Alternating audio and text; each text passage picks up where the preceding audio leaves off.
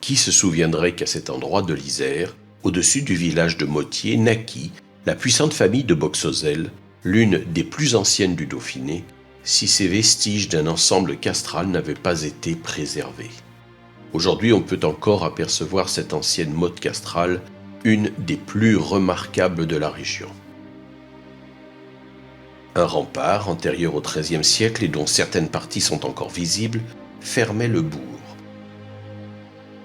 Et de la maison noble construite aux alentours du XIIIe siècle, on trouve encore 2 tours en galets et briques, une carrée offrant un plan très original entre quadrilatère et pentagone, et une ronde bien conservée sur 3 niveaux.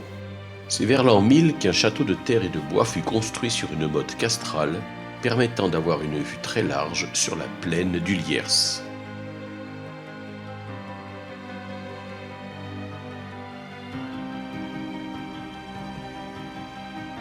Englobée dans le royaume de Provence-Bourgogne, la région est partagée entre les grands seigneurs laïcs et les princes épiscopaux, le nord du Viennois et le Sermorens, revenant à la Savoie et le sud du Viennois au Dauphiné.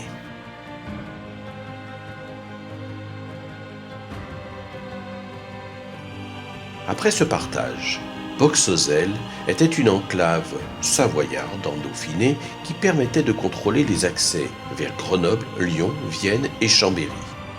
Le territoire devint un enjeu stratégique pour les dauphins.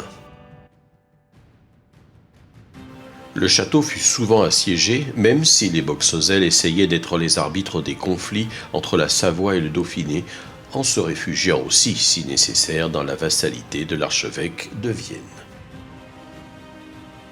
Cette famille s'employa à renforcer sa puissance et son patrimoine par un jeu d'alliances et de mariages qui verra la famille se séparer en 6 branches.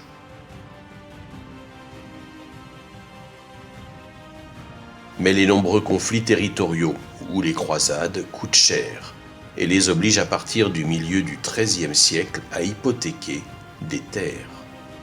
Et la Savoie, inquiète de leur puissance, va s'employer à affaiblir la famille. Boxozel perd peu à peu tout rôle militaire et politique.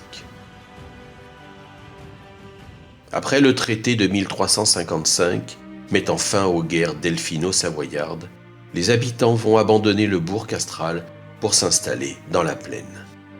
En 1428, le roi Charles VII supprime les impôts destinés à l'entretien des maisons fortes, achevant la ruine de Boxozel. Le site a été restauré récemment et l'association Les Amis de Boxozel s'occupe de continuer à faire vivre son passé.